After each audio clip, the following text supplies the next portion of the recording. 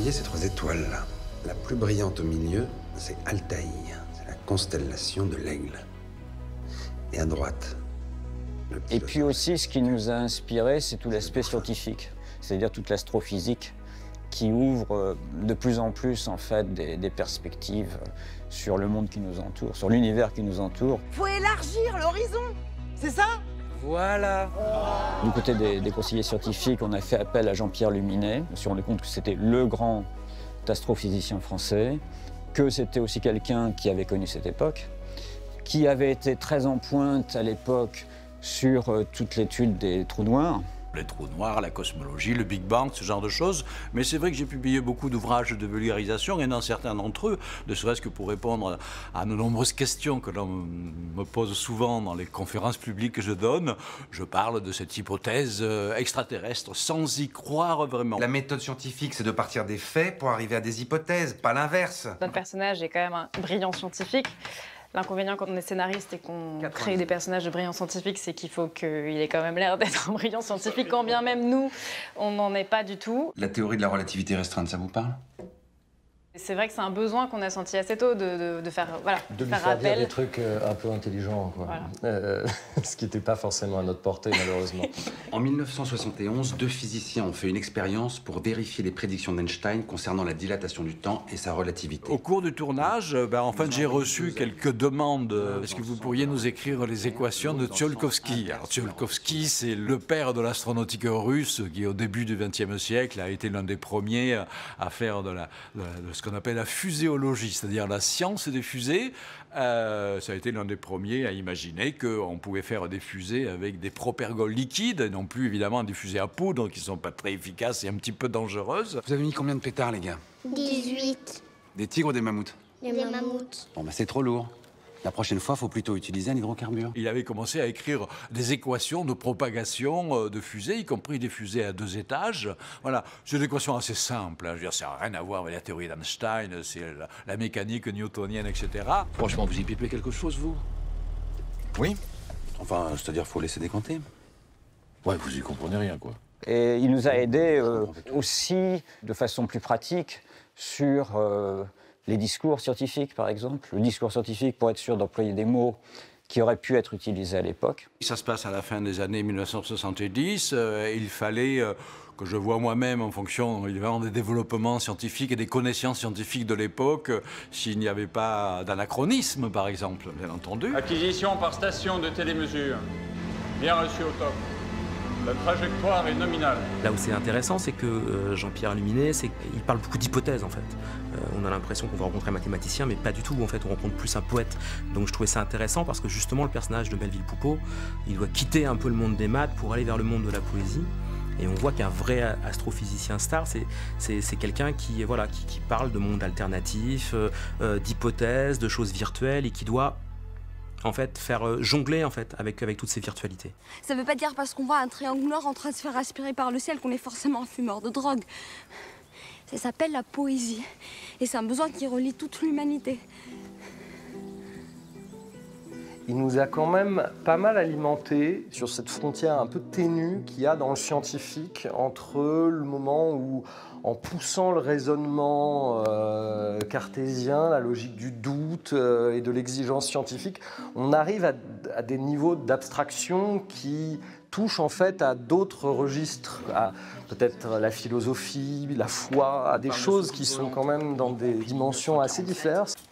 Et les ovnis existent depuis toujours. Alors ça change de visage selon les cultures, les époques, mais il existe des milliers de récits qui font état de lumière, de temps manquant, d'objets qui disparaissent, d'enlèvements par des dieux, des fées, des farfadets. Là, en fait, vous avez 5000 ans d'affaires non résolues. Les apparitions bizarres, on a des comptes rendus dans les annales historiques, les anges, les démons. Pourquoi ce ne serait pas, en fait, quelque chose qui fait partie même de l'esprit humain, que ces apparitions, on les interprète de façon différente en fonction de la culture de l'époque, des croyances philosophiques, métaphysiques, religieuses ou autres. Et à mesure que ces croyances évoluent, on interprète différemment peut-être des phénomènes bizarres qui ne sont pas forcément surnaturels. C'est juste qu'on n'a pas encore compris. Puis il faut dire aussi qu'à force de baigner dans cette espèce d'atmosphère, là, on finit par penser des choses. Il y a une dimension poétique aussi de croire à une existence voilà, où tout est possible. On peut croire à tout, c'est place à l'imaginaire.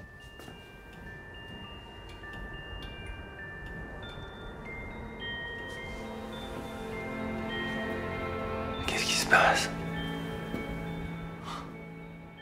Oui, c'est une série qui est très poétique par rapport à notre envie de croire à quelque chose au-delà de ce qui est logique et ce qui nous entoure. Moi, je suis ouverte à tout. La voyance, par exemple le mythe de l'Atlantide, le monstre du Loch Ness, le triangle des Bermudes, ça m'aide de me dire que le monde n'est pas tout sec.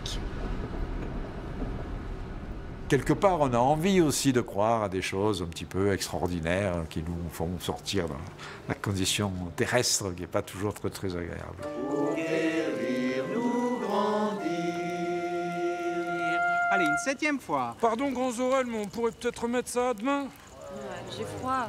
Eh ben, pense au Mélohim, Sandy, ça te réchauffera. C'était assez intéressant, en fait, même pour nous, en inventant un peu cette mythologie, de prendre en compte ces éléments-là et le fait que les ovnis, c'était pas que des soucoupes volantes en métal, en tôle et en boulon, comme on dit dans le jargon de l'ufologie, avec des petits êtres verts, et qu'en fait, c'est une mythologie vraiment plus étendue et plus vaste. Je trouvais que la façon dont Clémence et Martin abordaient la science-fiction, justement, était assez original. Donc c'était pas forcément les apparitions extraterrestres telles qu'on a l'habitude de les voir dans les séries ou au cinéma, mais ça passait par quelque chose qui était quasiment surréaliste en fait. C'était des idées très fortes du style une pluie de flamants roses. Voilà. Et quand Didier arrive pour la première fois dans les couloirs du GEPAN, il tombe sur un flamant rose qui a survécu. Enfin, c'est une rencontre un peu surréaliste, quoi. On peut aborder les ovnis et le fait que des ovnis apparaissent de plusieurs manières. Où l'expression qu'on lui a donnée, c'était d'avoir des expressions justement de décalage du réel et de trouer un peu de poésie dans le réel, avec un nuage qui apparaît au-dessus d'une voiture, avec une boule disco. C'est quand même un tremplin vers des choses fantastiques. C'est pas traité de façon trop cartésienne, il y a vraiment beaucoup de fantaisie. Il y a vraiment une scène qui est une de mes préférées dans la série, qui est ce moment où Melville Poupeau doit pousser dans la forêt une boule à facettes, une boule disco géante. Voilà. Et là, quand on a tourné, on s'est dit « Ah, ça, c'est bien. En fait, cette image, on l'a vue nulle part ailleurs. On est en train de faire une image originale et c'est quand même ce qu'il y a de mieux, en fait, quand on arrive à faire une image singulière. » Et puis, c'était vraiment une de ces fameuses images poétiques qu'on essayait d'avoir. C'est-à-dire que quand on regarde Melville en train de pousser ou de retenir cette boule dans la forêt, on a l'impression de voir Sisyphe, on a l'impression de voir un Lilliputien avec une boule de pétanque géante. Voilà, d'un seul coup, ça convoque plein d'images différentes et en même temps, c'est le personnage qui est en train de faire n'importe quoi.